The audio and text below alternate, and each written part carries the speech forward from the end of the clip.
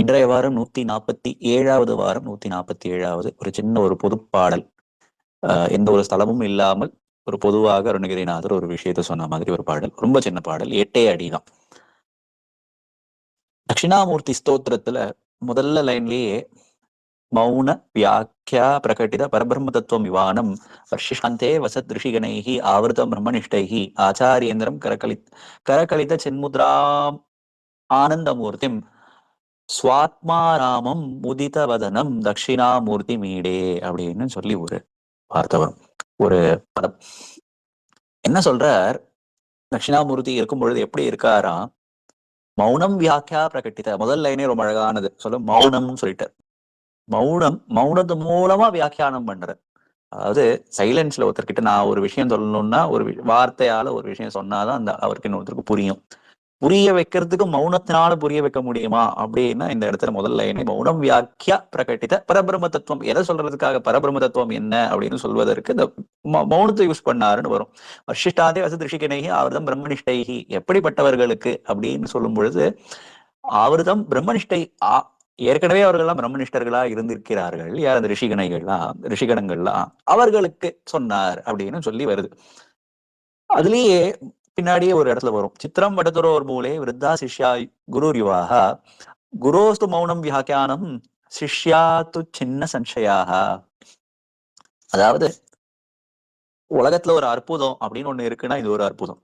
சித்திரம் வட்டத்துரோர் மூலே, அதாவது அந்த வட்ட விருட்சத்துக்கு கீழே, அதாவது ஆலமரத்துக்கு கீழே. விருத்தாகா, யாரு விருத்தாகா? இருக்கிற சிஷ்யர்கள்லாம் விருத்தாக சிஷ்ய. குருர் யுவா, குரு ரொம்ப யுவாவா இருக்கார், அதாவது யூத்தா இருக்கார். சிஷ்யர்கள்லாம் வயசானவர்கள். எப்பவும் எப்படி இருக்கும்? ரிவர்ஸ்ல இருக்கும். குரு ரொம்ப வயசானவரா குரு இருப்பார், சிஷ்யர்கள் எல்லாம் எங்க இருக்கிறதா பார்த்திருப்போம். இப்படி இருக்கு. விருத்தா சிஷ்யா, சிஷ்யர்கள் எல்லாம் வயசானவர்களாகவும், குரு யுவா குரோஸ்து மௌனம் வியாக்கியானம். ஒரு ஒரு இடத்துல ஒரு டீச்சிங் நடக்குது அப்படின்னு ஒருத்தருக்கு சொல்லிக் கொடுக்கணும் தான் என்ன இருக்கும். சிஷ்யர்கள் எல்லாம் சும்மா இருப்பாங்க, குரு பேசுவார். பேசினோடனே புரிஞ்சுதான் கேட்பார், தலையாட்டுவாங்க. இப்படிதான் நடக்கும். இங்க எப்படி இருக்குன்னா குரோஸ்து மௌனம் வியாக்கியானம். குரு என்ன பண்றாரா? மௌனத்துல இருக்காராம். குரு பேசவே இல்லை, மௌனம் மட்டும்தான். மௌனத்திலேயே எக்ஸ்பிளனேஷன் கொடுத்துட்டு சிஷ்யாத்து சின்ன சம்சயாக, சிஷ்யர்களுக்கு இருந்த டவுட் எல்லாம் கிளியர் ஆயிடுச்சான். இது நம்ம நார்மலா ஒரு விஷயத்துக்கு இது பண்ண முடியுமானா கண்டிப்பா பண்ண முடியும், பண்ணலாம். அதுக்கும் மௌனத்துல பண்ணலாம். ஆனா பிரம்ம ஞானத்தை சொல்லணும்னா வார்த்தையால சொல்ல முடியாது. ஒரு நார்மலா A+B சொல்லி தரோம்னு வச்சுக்கோங்க. பெரிய நமக்கு அந்த அளவுக்கு நமக்கு அந்த ஞானம் இருந்து நமக்கு ஒரு தப்போபலம் இருந்தா மௌனத்திலையும் சொல்லி தரலாம். A+B என்ன, A+B² என்னன்னு சொல்லி தரலாம். ஆனா பண்றது இல்ல. ஒரு நார்மல் நாலேஜ், அதாவது இந்த விவகாரிக ஞானத்திற்கு சொல்லும் பொழுது என்ன பண்ணும்பொழுது ஒரு வார்த்தை யூஸ் பண்ணுவோம். இதுக்கு அந்த வார்த்தை யூஸ் பண்ணணும் அப்படின்னா, ஒரு புதுசா ஒரு விஷயத்த ஒருத்தருக்கு கத்து தரணும் அப்படின்னா அதுக்கு வார்த்தைகள் தேவை. ஒரு எக்ஸாம்பிள் தேவை. ஏன்னா அந்த ஒரு எக்ஸாம்பிள் கொடுத்தா அதுல ஒரு ஆப்ஜெக்ட் இருக்கும், எதை பத்தி சொல்றோம்னு இருக்கும், யாரு தெரிஞ்சுக்க போறாங்கன்றது ஒண்ணு இருக்கு, எதன் மூலமாக தெரிஞ்சுக்க போறாங்கன்ற 3 விஷயம் இருக்கு.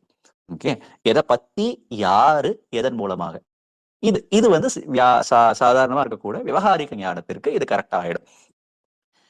இதாவது ஒரு எக்ஸாம்பிள் சொல்லணும்னா, இப்ப கரண்ட் ஃப்ளோ ஆகும்போது இந்த பக்கத்துல இந்த பக்கம் ஃப்ளோ ஆகுதுப்பா அப்படின்னு சொல்வது ஒரு விவகாரிக நாலேஜ். இந்த இடத்துல அந்த விஷயத்தை சொன்ன உடனே அதுக்கப்புறம் அந்த யாருக்கு அந்த விஷயமானது தெரியுதோ அவர்களுக்கு அந்த ஞானமானது உண்டாகின்றது. அதாவது அந்த விஷய ஞானம் உண்டாகின்றது. கரண்ட் இப்படிதான் போகும் அப்படின்னு ஒரு விஷயம் தெரியுது. சொன்ன அப்புறம் அந்த விஷயமானது தெரியுது. கரெக்டா? இதற்கு வார்த்தை போதும். வார்த்தையில விவகாரிக ஞானத்துக்கு வார்த்தையானது போதும், அந்த அளவுக்கு போதும். இதுவே கொஞ்சம் பெரிய எக்ஸாம்பிளா சொல்லணும்னா, சக்கரை இனிப்பு அப்படின்னு ஒரு வார்த்தை சொல்றோம்னா, இது எப்படின்னா இந்த ஞானம் வரத்துக்கானதற்கு வார்த்தை மட்டும் போதாது. இங்கே வார்த்தையோட ப்ராப்ளம் தெரிய ஆரம்பிச்சிருச்சு. இதுல முதல்ல இருக்கிறவரையும் வார்த்தை தேவை. இப்ப நான் சக்கரை இனிப்புன்னு சொல்லணும்னா, இனிப்புனா என்னன்னு தெரியறதுக்கு ஒரு அனுபவம் வேணும். அது இனிப்புனா என்ன அப்படின்னு சொல்வதற்கு. கரெக்டா? அந்த சக்கரை இனிப்பு ஏதோ அந்த இடத்துல ஒரு லேக்கிங். என்னதான் சர்க்கரை எப்படி சொல்றாலும், சர்க்கரையை காமிச்சாலும் அது இனிப்பு அப்படின்னு தெரியறதுக்கு அதை அனுபவிக்கணும். இந்த இடத்துலயே என்னது சொல்லும் பொழுது அந்த வார்த்தைக்கான மதிப்பு, வார்த்தை போதல அப்படின்றது நமக்கு தெரியுது. வார்த்தையை தாண்டி ஒரு விஷயம் ஒண்ணு தேவை, அந்த அனுபவமானது தேவை, இனிப்புன்ற அனுபவம் தேவை. மூணாவது, இப்ப பரமஞானத்திற்கு, அதாவது இந்த விவகாரிக ஞானத்திற்கெல்லாம் தாண்டி ஒரு ஞானம் இருக்கு. அந்த ஞானத்தை தெரிஞ்சுக்கிறதுக்கு இந்த வார்த்தையானது போதாது. ஏன் அப்படின்னா ஒரு கொஸ்டின், நீ யார் அப்படின்ற ஒரு கொஸ்டின் கேட்கிறோம். இந்த கொஸ்டின் தான் ஆன்சர் வேணும். யாருன்ற கொஸ்டினுக்கு ஆன்சர், இப்ப நான் முதல்ல சொன்னேன் கரண்ட் வந்து இந்த பக்கத்துல இந்த பக்கம் போகுதுன்னு நான் சொன்னேன். கரண்ட் முதல்ல அந்த ஸ்டூடெண்ட் அதை பத்தி கேட்கும் பொழுது கரண்ட் போறது பத்தி அவனுக்கு ஒன்றும் தெரியாது. தெரியாத விஷயத்த சொல்வதற்கு ஒரு வார்த்தை தேவை. நீ யார் அப்படின்றதுக்கு நமக்கு ஏற்கனவே தெரியும், தெரிஞ்ச ஒரு விஷயம். ஆனா தெரிஞ்ச விஷயமா இருந்தாலும் அது மூடி இருக்கு உள்ள. ஒரு விஷயம் தெரிஞ்சா, ஏற்கனவே தெரிஞ்ச விஷயத்துக்கு நீ வந்து இப்படி சொன்ன, இதனாலதான் நீ நீ இன்னார் இன்னார் அப்படின்னு ஒரு ஆள் சொன்னாருன்னு வச்சுக்கோங்களேன். சொன்னதுனால தனியா ஒரு ஞானம் வரப்போறது இல்லை. ஏன்னா ஞானம் ஏற்கனவே உள்ள இருக்கு. அதனால இந்த வார்த்தையினால இந்த ஞானமானது வரப்போறது இல்லை. இதை தாண்டி ஒரு விஷயமானது. ஏன் அப்படின்னா இந்த ஞானமானது ஏற்கனவே நமக்கு உள்ள இருக்கிற ஞானம். தனியா ஒரு வார்த்தை, ஒரு சென்டென்ஸ் சொன்னதுனாலயோ, ஒரு ஒரு வியாக்கியானம் கொடுத்ததுனாலயோ நீ யாருன்றது தெரிய போறது இல்லை. ஏன்னா ஏற்கனவே தெரிஞ்சதாச்சே. அதனால இப்படிப்பட்ட விஷயங்களுக்கெல்லாம் என்ன ஆகும்? இது குருவர் என்ன பண்ணுவாருன்னா, நான் ஒரு விஷயம் சொல்லுவேன். என் சரீரம் தான் நான் அப்படின்னு நான் சொன்னா, குருவான இது இல்ல, நீ இது இல்லன்னு சொல்லுவார். வார்த்தையால எந்த அளவுக்கு குருவால சொல்ல முடியும் அப்படின்னா, இது இல்ல, இது இல்ல, இது இல்லன்னு குருவால சொல்ல முடியுமே தவிர, வார்த்தையை தாண்டின ஒரு விஷயம், ஏற்கனவே நமக்கு தெரிஞ்ச விஷயத்த உணர்விக்கணும்னா, குருவே சொல்லணும்னா, குரு வந்து வார்த்தையால் சொல்ல மாட்டார். அந்த இடத்துல மௌனம் மூலமாக அவர் சமாதியில இருந்து, அவர் அந்த மௌன நிலையில இருந்து, அந்த மௌன நிலையிலிருந்து உங்ககிட்ட உள்ள நமக்குள்ள வந்து, நமக்கு இந்த உள்ள இருக்கிற அந்த சிதானந்த காமிச்சு கொடுக்க முடியும் அந்த குருவானவர். ஏன்னா நம்மளும் அவரும் அந்த சிதானந்த ஸ்வரூபமா இருக்கிறது நமக்குள்ள ஏற்கனவே இருக்கு. ஓகேவா? இதுக்கு என்ன சொல்லுவோம்னா, இதுக்கு அடிட்டிவ் டீச்சிங்னு பேரு இருக்கு, சப்ட்ராக்டிவ் டீச்சிங். அதாவது நேத்தின்னு சொல்லும். வேதமானது சொல்லும்பொழுது என்ன சொல்றது, இது எது ஆத்மன்னு சொல்லும்பொழுது இது இல்ல, இது இல்ல, இது இல்ல, இது இல்லன்னு சொல்லிட்டே போகும். வார்த்தையில அவ்வளவுதான் முடியும். இல்லன்னு சொல்லக்கூடியது மட்டும்தான் வார்த்தையில சொல்ல முடியும். இதுதான் விஷயம். இதனால என்ன, இந்த 4 சனத்குமார்களும் வரும்பொழுது தட்சிணாமூர்த்தி சொல்லும் பொழுது அவர் என்ன பண்றார், அவர் சமாதி நிலையில இருந்து மௌனத்து மூலமாக அவங்களுக்கு இன்ஸ்ட்ரக்ஷன் கொடுக்குறார். இன்ஸ்ட்ரக்ஷன் எப்படின்னா, மௌனம் சொன்னதுனால என்ன ஆகும், ஏற்கனவே இருந்த நம்ம மாயையானது விலகி இதுதான் அப்படின்னு உள்ள இருக்க சம்சயம் எல்லாம் போயிடுச்சு, உள்ள இருக்க சந்தேகம் எல்லாம் போயிடுச்சு. இது இது இதற்கு நம்ம அருணகிரிநாதர் 12வது அனுபவத்தில சும்மா இரு சொல்லற என்றலுமே அம்மா பொருள் ஒன்றும் அறிந்திலனேன்னு சொல்ற. இங்க என்ன சொல்றாரு, குருவானவர் என்ன பண்றாரா, சொல்றதுக்கு முன்னாடி இல்ல 2 விஷயம் சொல்றாரு. என்ன, சும்மா இரு மட்டும் சொல்லிக்கிறோம். பின்னாடி இருக்கிற வார்த்தை உனக்கு சொல்லற என்றலுமே. என்றல்னு சொல்ற, ஏதோ ஒரு வார்த்தை சொல்றேன்னு சொல்ற. வார்த்தையை சொல்றதுக்கு குரு என்ன பண்றாரு அப்படின்னா, தான் முதல்ல சொல்லறவா இருக்காராம். அப்படின்னா என்னன்னா, குரு தான் மௌனத்துக்கு போயிட்டார் ஃபர்ஸ்ட். குருவானவர் இந்த சமாதி நிலையில தான் மௌனத்துக்கு போனார். அவர் எந்த ஸ்டேட்லன்னு சொல்றாரு, அவர் மௌனத்துல இருக்கார். சொல்லறன்ற ஸ்டேட்ல இருந்து அவர் சொல்ல ஆரம்பிக்கிறார். ஓகே, என்றலுமே என்ன சொல்றார் அப்படின்றதுக்கு முன்னாடி லைன் சும்மா இரு அப்படின்றத சிஷ்யனுக்கு சமாதியில இருந்து இருந்து அந்த ஒரு ஒரு நிமிஷம் அந்த ஞானத்தை கொடுக்கிற குருவானவர் உள்ள சிஷியனுக்குள்ள வந்து நீ சும்மா இரு அப்படின்னு சொல்லி காமிக்கிறாராம். அதாவது என்னன்னா, உள்ள இருக்கிற உள்ள ஏற்கனவே அந்த சச்சிதானந்த ஸ்வரூபமானது இருக்கு, ஆத்மனானது இருக்கு, அந்த பிரகாசமானது இருக்கு. அந்த ஸ்வயம் பிரகாஷ், அந்த ஸ்வப்பிரகாச நிலையை பார்க்கணும் அப்படின்றது என்பதற்காக குருவானவர் தான் முதல்ல சொல்லறவென்று இருந்து உள்ள சமாதிக்குள்ள வந்து இருந்து அந்த சமாதி நிலையில இருந்து இந்த சிஷியன சமாதி நிலை அடைவதற்கு அவனுக்கு மௌனம் மூலமாக நீ சும்மா இருன்னு சொல்ற.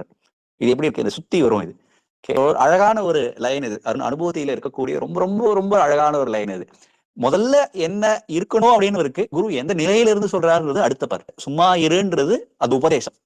உபதேச வாக்கியம் என்ன, சும்மா இரு. அது எப்படி சும்மா இரு சொல்ற, சொல்லற என்கிற நிலையில இருந்து சொல்ற.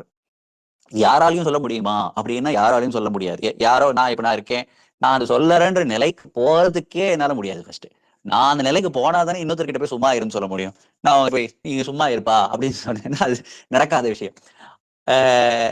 வார்த்தையில சொன்னா அது கண்டிப்பா நடக்காது. அப்படியே அந்த நான் அது முதல்ல அனுபவிக்கணும், அந்த அனுபவிச்சு அதை சொல்லணும். அப்ப குருவானவர் எவ்வளவு பரம சாமர்த்தியசாலியா இருக்கணும். அப்படி இருந்தாதான் அவரால் இதை சொல்ல முடியும்.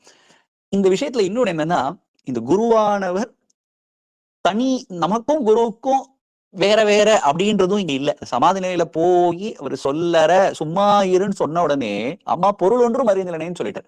அப்படின்னா என்ன ஆகுது, இந்த உலகத்துல பேதத்தோட நம்ம பார்க்கக்கூடிய விஷயங்கள் ஆனது இருக்கு இல்லையா, ரெண்டுன்னு நம்ம நினைக்கிறோம். அது ரெண்டு இல்ல, ரெண்டு இல்லாம ஒண்ணுதான். அப்ப இந்த குருவானவருக்கு உள்ள இருக்கக்கூடிய சச்சிதானந்த நிலைதான் உனக்குள்ளேயும் இருக்கு. அதனால என்ன ஆயிடுச்சு, குரு வேற நீ வேற அப்படின்னு நிலைமையும் போயாச்சு. ஓகே, அது ஒண்ணு. இந்த குருவானவர் யார் அப்படின்னு சொல்லணும் இல்லையா? அதற்கு பின்னாடிதான் குருவாய் வருவாய்ன்னு சொல்லி முருகனை குருவா சொல்லிட்டேன். குரு பெரிய சாமர்த்தியசாலியா இருக்கணும். கடவுள் நேரா வந்து நமக்கு வந்து இந்த ஒரு விஷயத்த சொல்லணும்னு அவசியம் இல்லை. ஒரு சில இடத்துல என்ன பண்ணுவார், ஒரு குருவை அனுப்புவர், அந்த குரு மூலமாக சொல்லுவார். அந்த குரு ஸ்வரூபத்துக்கு பின்னாடி இருக்கக்கூடியதும் ஈஸ்வரன் தான். அந்த குருவுக்கும் ஈஸ்வரனுக்கும் நடுவில் இருக்கக்கூடிய அந்த வித்தியாசமானதே முதல்ல கிடையாது. அதனால இங்க குரு அப்படின்னு சொல்லி ஒரு தட்சிணாமூர்த்தி எதுக்காக சொன்னேன்னா, அந்த இடத்துல குருவும் அவரே ஈஸ்வரும் அவரே, ரெண்டுத்துக்கு நடுவுல பேதமானது கிடையவே கிடையாது அந்த இடத்துல. அது மாதிரிதான் இந்த இடத்துல சும்மா இரு சொல்லற என்றாலுமே யார் சொல்றார்? இந்த குரு. குரு யார்? முருகன். அவர் சொன்ன உடனே என்ன ஆகுது? பொருள் ஒன்றும் அறிந்திலனே. சுத்தி இருக்கக்கூடிய அந்த மாயையானது போயிடுச்சு. போய் அந்த நிமிஷம் என்ன ஆயிடுச்சு? அந்த நிமிஷம் என்ன ஆயிடுச்சு? அந்த பேதமானது போய் வேர்ல்டு வந்து கொலாப்ஸ் ஆயிடுச்சு. அப்படின்னா வேர்ல்டு கொலாப்ஸ் இந்த விவகாரிக்கமா இருக்கக்கூடிய அந்த நாலேஜ் ஆனது கொலாப்ஸ் ஆயிடுச்சு. ஓகே, அந்த ரியலைசேஷன் வந்துருச்சு உள்ள. ஓகே, இததான் அருணகிரிநாதர் இந்த லைன்ல சொல்றார். இந்த உபதேசத்தை வேணும் அப்படின்னு சொல்லி அருணகிரிநாதர் இன்னொரு பாட்டுல கேட்கிறார். அதுதான் இன்றைய பாட்டு, சருவிய சாஸ்திர திரளான அப்படின்ற ஒரு பாட்டு. அதுல கரெக்டா வந்து 4வது லைன்ல இந்த விஷயம் வரும். சருவிய சாஸ்திர திரளான ஷடு திகழ் ஆஸ்பதத்து அமையாத மறையாள் பெறற்கு அரிதாய அனிதய வார்த்தையை பெறுவேணும். அனிதய வார்த்தையை பெறுவேணும் அப்படின்னா ஹிருதய வார்த்தையை பெறுவேணும். வார்த்தை அப்படின்னா இந்த உபதேசமானது எனக்கு கிடைக்கணும். எப்படிப்பட்ட உபதேசம்? வார்த்தை அப்படின்னா உபதேச மொழி எப்படின்னா எனக்கு ஹிருதயத்தினாலேயோ மூளையினாலேயோ என்னால எட்ட முடியாத அந்த உபதேசமானது இருக்கு இல்லையா, அந்த உபதேசம் எனக்கு வேணும். அதாவது மௌன உபதேசம் எனக்கு வேணும். அப்படிப்பட்ட உபதேசம் எப்படி இருக்கு அப்படின்னு சொல்ற. அந்த உபதேசமானது சாரம் எங்க இருக்குன்னா, எனக்கு தெரிஞ்ச சருவியன்னா எனக்கு தெரிஞ்ச எல்லா சாஸ்திரத்துக்குள்ள இருக்கக்கூடிய சாராம்சமானது அந்த ஞானம், அந்த உபதேச ஞானம், இந்த மௌன ஞானம். ஷடுத்திகள் ஆஸ்பதத்து அமையாத அந்த 6 ஆதார சக்தி. ஆஸ்பதம்னா வந்து ஆதாரம். நமக்கு ஆதாரமாக இருக்கக்கூடிய இந்த 6 சக்கரங்கள், 7வது இல்லாம முதல்ல உடம்புக்குள்ள இருக்கக்கூடியது சஹசிராரம்ன்றது மேல. ஷடுதிகள் 6 ஆதாரத்தில் இருக்கக்கூடிய அந்த அமையாத, இதுக்குள்ளெல்லாம் கட்டுப்படுத்த முடியாத அந்த ஞானம் அருமறையால் பிறருக்கு அரிதாய, அருமறைக்கு தெரியாதது, மறையையும் தாண்டியது, ஸ்ருதிக்கும் தாண்டிய ஒரு விஷயம் அனிதய. அப்படிப்பட்ட அந்த உபதேசம் இருக்கு இல்லையா, சும்மா இருக்கணும்ன்ற உபதேசம், எனக்கு உள்ள இருக்கக்கூடிய ஆனந்த நிலையை காட்டி கொடுக்கக்கூடிய உபதேசம் என்னவோ அந்த உபதேசம். இந்த மாயையானது பொய், அதாவது இந்த உலகமானது விவகாரிக உலகமானது பொய் என்று சொல்லக்கூடியதான உபதேசம், அந்த உபதேசம் எந்த உபதேசம் என்னுடைய ஹிருதயத்திற்கு எட்டாமல் இருக்கின்றதோ அந்த உபதேசத்தை, அந்த உபதேச வார்த்தையை நான் பெறுவேனோ, நான் எனக்கு அந்த மொழியை பெறுவேன் என்று அருணகிரிநாதர் இந்த இடத்துல கேட்கிறார். அடுத்தல நிருதரை மூக்கருத்து எழுபார நெடுத்திரை ஆர்பிழ பொருதோனி. நிருதரை மூக்கருத்து, அதாவது நிருதருக்கு மூக்க இருக்கிறாராம் முருகப்பெருமான். நிருதர்னா அரக்கர்கள். ரொம்ப சில சமயம் அருணகிரிநாதர் ரொம்ப யூஸ் பண்ணக்கூடிய வார்த்தைகள்லாம் அழகா இருக்கும். நான் என்று மார்த்தட்டும் பெருமாளி அப்படின்னு ஒரு இடத்துல சொல்லுவார். ஓகேவா? இந்த இடத்துல நிருதரை மூக்கருத்து அப்படின்னு வருது. தேவர்கள் சலாம் இடும் அப்படின்னு ஒரு வார்த்தை வரும். தேவர்கள் தான் சலாம் போடுறாங்க அப்படின்னு ஒரு உருது வார்த்தை ஆக்சுவலா, அதாவது பாரசி வார்த்தை. இந்த மாதிரி இந்த இடத்துல மூக்கருத்து, மூக்கருத்துன்றது நம்ம எப்படி சொல்லுவோம், சாதாரண மூக்கருத்துட்டாப்பா என்ன அப்படின்னு சொல்லுவோம் இல்லையா, அந்த மாதிரி இந்த இடத்துல நிருதருக்கு மூக்கருத்து போச்சான். அதாவது அரக்கர்கள் வந்து அவமானம் அடைந்தார்கள். எழுபார நெடுத்திரை 6 பிழ பொருதோனே. 7 பெரிய கடல்களும், பார கடல், நெடுத்திரை, திரைனா இந்த இடத்துல கடல், 6 பிழ பொருதோனே. அவர் வேலை போட்ட உடனே உள்ள அந்த கடல்ல இருந்து பெரிய ஒளியானது வந்துதான். பொருள் அடியார் பெற கவி பாடும் புலவர் உசா துணி பெருமாளே. புலவர்களுக்கு துணையாக இருக்கக்கூடிய பெருமாளேன்னு அருணகிரிநாதர் முடிக்கிறார். எப்படிப்பட்ட புலவர்கள் முன்னாடி சொல்ற, பொருள் அடியார் பெற கவி பாடும், அதாவது பொருள் பெற வேண்டும் என்று கவி பாடும்.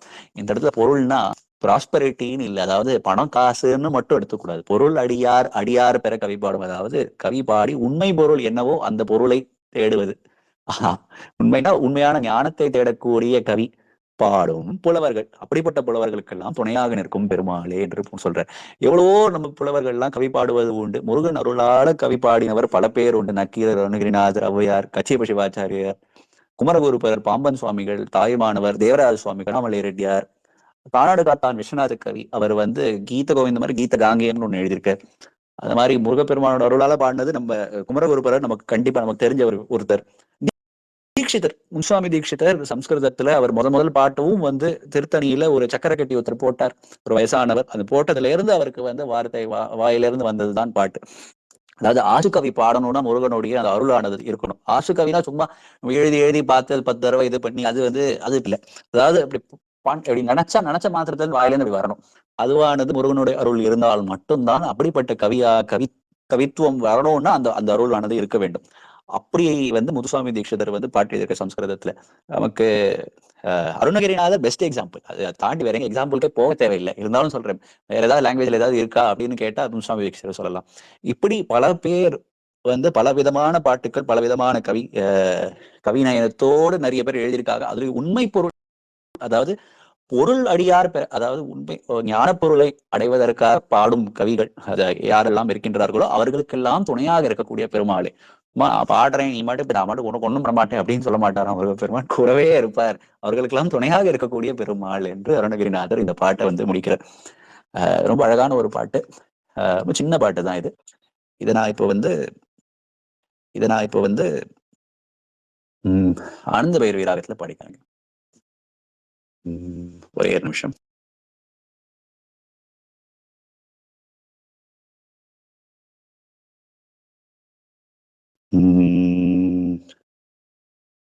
சருவிய சாத்திர திரளான சடுதிகளாஸ்பத தமயாத சருவிய சாத்திர திரளான சடுதிகளாஸ்பத தமயாத அருமறையார் பெரிதாய அநிதய வார்த்தையை பெறுவேனோ அருமறையார் பெற ஹரிதாய அநிதய வார்த்தையை பெறுவேனோ நிருதரை மூக்கரு தெழுவார நிருதரை மூக்கரு தெழுவார நெடுதிரையார் பிழ பொருதோனே நிருதரை மூக்கரு தெழுவார நெடுதிரையார் பிழ பொருதோனே பொருளடியார் பெற கவி பாடும் பொருளடியார் பெற கவி பாடும் புலவர் சாத்துணை பெருமாளே பொருளடியார் பெற கவி பாடும் புலவர் சாத்துணை பெருமாளே அருமறையார் பெற கரிதாய அநிதய வார்த்தையை பெறுவேனோ அருமறையார் பெற கரிதாய அநிதய வார்த்தையை பெறுவேனோ என்று இந்த அளவில் இந்த திருப்புகழை முடித்துக்கொண்டு அடுத்த வாரம் 148வது வாரம் 148வது திருப்புகழோடு சந்திப்போம் என்று சொல்லி ஸ்வஸ்தி பிரஜாபதி பரிபாலயந்தாம் ஞாயேன மார்கேண மஹிமைஷா கோபிராமணேபியோ சமஸ்திருத்யம் லோகா சமஸ்தா சுகினோ பவந்து ஜனிதே பிதா சுபுத்ரா அபராதம் சஹிதேன தேவசேனாதிநாத ஹம் சாதிபாலோபஹா லோகதாத க்ஷமஸ்வா அபராதம் சமஸ்த மகேஷ. வெற்றிவேல் முருகனுக்கு ஹரோஹரா. திருச்சிற்றம்பலம். நன்றி.